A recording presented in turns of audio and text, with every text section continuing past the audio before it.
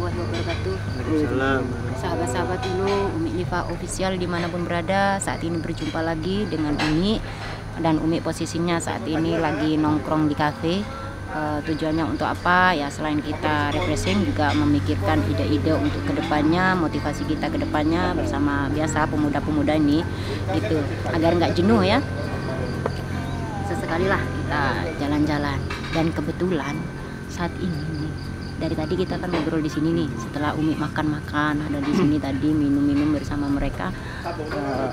Waktu Umi mau pulang nih, Umi punya ide. Di dekat Umi di sini, nggak jauh dari Umi, sekitar kafe sini ada perempuan dari tadi tuh. Dari tadi sendirian aja ya. Bagaimana kalau kita di sini mendekati Mbak ini? Setuju nggak? Terus kita mendekati itu ngapain? Kita akan coba tanya sharing-sharing tentang poligami. Tapi kita buat ide yang cemerlang. Gimana? Baik. Umi pingin di sini ini nanti Umi pingin mengenalkan tentang poligami, bahwasanya poligami itu dalam Islam tidak dilarang gitu. Tapi anehnya di masyarakat kita ini, terutama Indonesia ini, banyak sekali ibu-ibu, khususnya ya kaum ibu-ibu, mbak-mbak juga yang tidak setuju dengan adanya poligami. Sebenarnya ada faktor apa sih di situ kenapa tidak setuju gitu? Padahal Rasulullah sendiri itu poligami gitu. Maaf, mau nggak saya jadikan tumbal? Tumbal guys. Ya harus minta persetujuan dulu dong. Ya, tapi tumbalnya menarik kok, maaf ya. Umi pingin nanti saat ngobrol itu, Umi bilangnya maaf ini adik Umi nih mau cari istri kedua. Setuju gimana ya? Satu aja belum ya?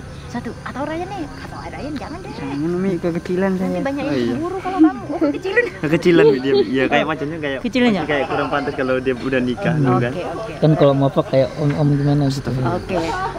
Gimana nanti giliran aja ya. Giliran saat ini maafat kita jadikan korban dulu. Bagaimana tanggapan? Ini ceweknya lumayan cantik juga gitu. Ya udah lumayan, enggak apa-apa. Mau ya? Tahu jodoh juga. Nanti giliran Rahma juga, Ryan juga, Gus Rasulun juga, bahkan giliran Gus Idri juga. Gimana? Gimana? Setuju? Enggak apa-apa. Oke. Siapa tahu. Biar nggak lama-lama, kita langsung aja menuju lokasi di mana posisi Mbak ini tadi duduk. Ya, saya lihat dari tadi tuh sendirian aja, kasihan. Sekali-kali kita temenin lah. Oke, hitung-hitung kita temenin cewek yang lagi sendiri. Ikuti. Bagaimana kelanjutannya? Jangan sampai penasaran. Skip, jangan di skip ya. Tuh ada cewek. Siapa tahu jodoh beneran. Tapi nggak tahu udah single apa belum. Assalamualaikum. Sendirian Mbak? Iya. Oke, boleh numpang duduk nggak? Enggak, menongkrong. Makasih ya. Iya.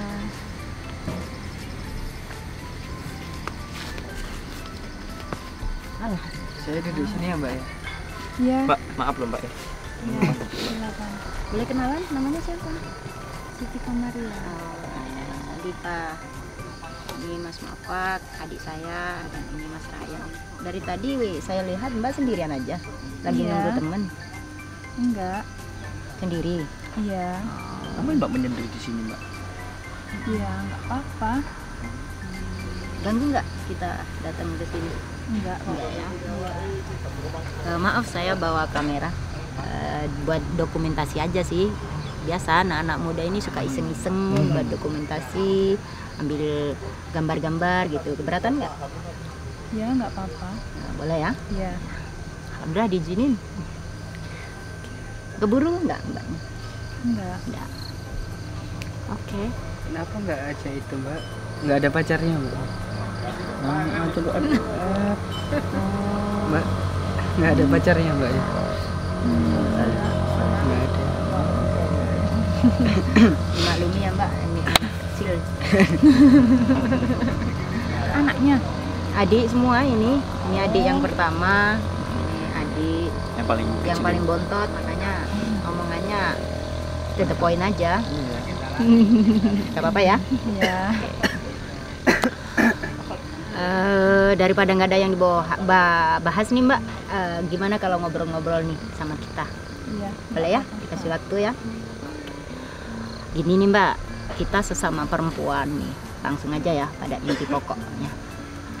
Saya lihat Mbak tadi kan sendirian, mainan HP sendiri, ya banyak waktu yang buat ngelamun juga. Daripada banyak ngelamun, kita bicara aja dan diskusi. Ini nih, kebetulan saya ini sedang cari-cari Mbak. Ini adik saya, dia itu ngomong sama saya sebagai kakaknya, Mbak gitu. Saya minta tolong sama Mbak, saya minta tolong, betul. Gimana caranya? Pokoknya saya percaya sama Mbak, Mbak pasti bisa, gitu. Pengen cari istri lagi untuk poligami, gitu. Iya Mbak, saya baik-baik kok Mbak. Saya akan coba adil nanti Mbak gitu Mbak. Ngotot sekali, ya itu katanya ini Siapa seperti Rasulullah gitu. Dari itu. Iya kan semakin banyak istri itu kan semakin nanti rezekinya mengalir kan gitu. Rezekinya banyak. Kenapa sih kamu ambisi banget untuk menikah lagi? Ini coba ceritakan sama mbaknya. Gini kan ngikutin sunnah Rasul. Nah gitu semakin katanya gitu ada yang bilang semakin banyak istri akan semakin banyak rezekinya kan gitu. Iya makanya saya. Jadi kamu ingin nikah yang banyak, tapi harus ada batasannya ya. Poligami itu nggak boleh lebih dari 4. Iya.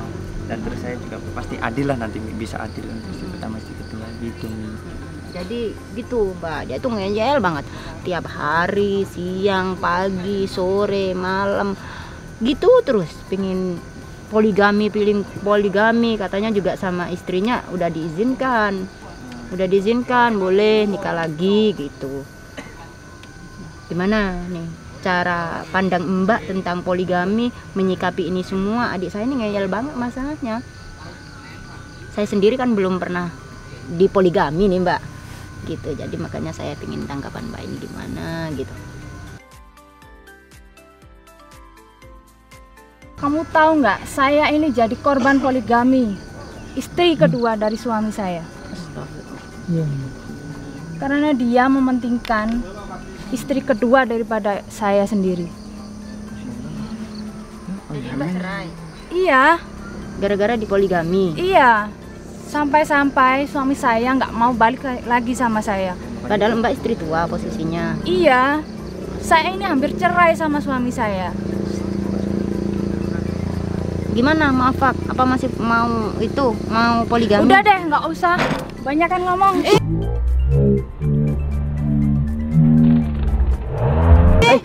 Astagfirullahaladzim. Ya, disiram dong. Udah deh, nggak usah basa-basi, nggak usah ngomongin masalah ini. Waduh. Deh. Kita bicarakan baik-baik dulu. Ya, saya nggak suka kalau dia ngomongin kayak gitu. Iya, kita bicaranya baik-baik dulu aja. Saya sakit hati, Mas. Iya, saya tahu. Jangan Perasaan pergi Mbak. dulu Mbak, kesini dulu. Coba sini dulu Mbak. Sini dulu, Mbak. Baik-baik dulu Mbak. Udah deh, Aduh. nggak usah deh. Udah, arahin bawa ke sini, nggak apa-apa, mohon maaf. Kita Sebentar aja ngobrol Mbak, dulu, sebentar aja. Cuman mau nanya-nanya Astaga. Ya Allah. Mohon maaf, ya Allah. Sabar ya Ras. Ujian. Ya, aku nggak suka aja kalau dia ngomongin kayak gitu. Ya, mohon maaf sebelumnya saya sama anak-anak ini sebenarnya saya bukan bermaksud untuk menyinggung perasaan Mbak nih ya. Kita di sini sebagai perempuan, saya sama Mbak sama-sama sebenarnya saya cuman pingin tahu bagaimana sih sebenarnya reaksi poligami di antara teman-teman di luaran sana juga. Maaf Pak, bagaimana? Udah kena siram? Alhamdulillah. Kena siraman rohani. Mohon maaf saya. Mbak, sebenarnya ini Siraman belum rohani. menikah. Ya, belum menikah. Ini juga masih di pesantren, masih dalam tahap belajar menghafalkan Al-Qur'an juga. Kan Mohon saya maaf. masih kelihatan imut Mbak. Masa iya saya kelihatan udah nikah, Mas? Gimana, Mas? Sebenarnya saya tadi menangkap cerita dari Mbak dipoligami. Iya. Terus hampir cerai. Iya, gara-gara suami saya itu lebih mementingkan istri kedua daripada saya.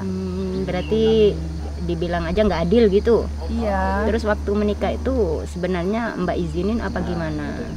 Ya sebenarnya sih saya nggak Nggak mengizinkan. Tapi banyak tahu kalau dia udah mau nikah itu.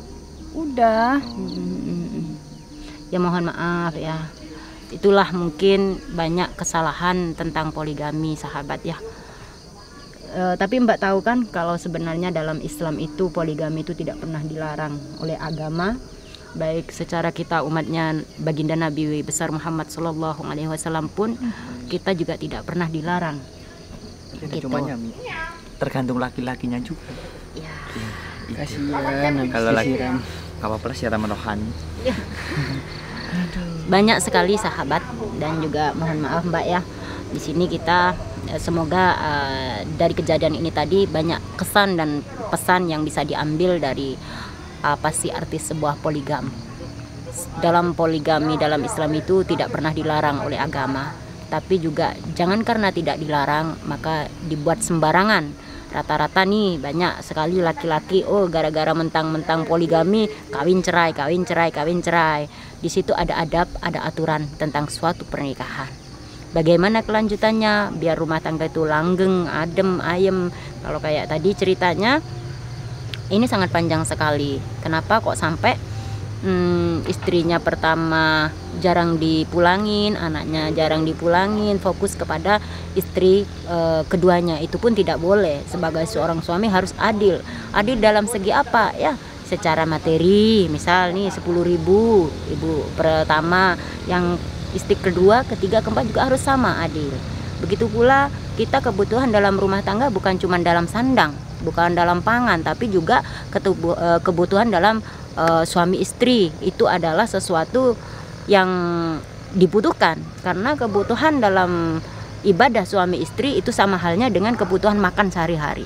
Kita hidup aja makan setiap hari, kalau nggak makan kita lapar. Begitu pula suami ataupun istri ya. Orang yang berpoligami itu harus ada sebab dan musabab. Kalau memang istri kita udah memberikan apa yang udah diajarkan oleh agama, seorang suami capek-capek, letih-letih, istrinya mengerti bagaimana menyenangkan suami, bagaimana kita melayani suami dengan baik. Nggak mungkin pula seorang suami itu akan menikah lagi. Atau nih pasti ada pertimbangan-pertimbangan, oh suami saya cantik, suami saya bisa memberikan makanan yang enak-enak, bisa masak yang enak-enak, tapi dalam segi kita, oh saya kurang nih bersetubuhnya, kurang memuaskan seorang suami. Maka di situ wajib untuk dibicarakan. Dalam suami istri itu harus banyak komunikasi. Oh suaminya bilang, kamu istri saya kekurangannya di sini. Begitu pula seorang istri, oh suamiku kamu kekurangannya di sini. Kalau sama-sama udah saling memahami, tidak banyak tuntutan, ya udah aman-aman aja dalam rumah tangga. Tapi terkadang di situ ada seorang suami yang oh saya kurang istri saya kurang memuaskan, kurang memenuhi syarat sebagai seorang suami. Maka di situ seorang istri pun misal oh saya sakit, istri saya sakit atau gula darah atau apa, sehingga nafsunya berkurang untuk melayani seorang suami, sedang suami capek-capek, letih-letih, hiburannya adalah seorang istri. Ya kebahagiaannya adalah seorang istri. Di situ kalau sampai suami istri itu melarang untuk menikah lagi, bisa jadi seorang suami di luar sana melakukan zina, dan itu sangat dilarang sekali oleh agama. Jadi kita untuk berpoligami itu harus tahu batasan-batasannya. Jangan asal udah istrinya udah memberikan segala-galanya, tiba-tiba suami menikah lagi, itu juga tidak diizinkan. Dan juga seorang istri harus memahami ada kalanya seorang istri itu tidak bisa memenuhi, ada waktu-waktu tertentu tidak bisa memenuhi kebutuhan seorang suami. Contohnya saat datang bulan ya. Masya Allah, ternyata udah azan sahabat. Sebenarnya tentang poligami ini panjang sekali untuk dikupas, agar kita tidak salah paham tentang poligami, agar juga sebagai seorang istri tidak serta-merta ambil tindakan sendiri, main hakim sendiri. Di situ ada batas-batasannya. Bagaimana tanggapan tentang poligami agar Mbak bisa menjalani dengan istri kedua bisa rukun, suami juga bisa adil, itu nanti akan ada bahasan-bahasan insyaallah di episode yang akan datang.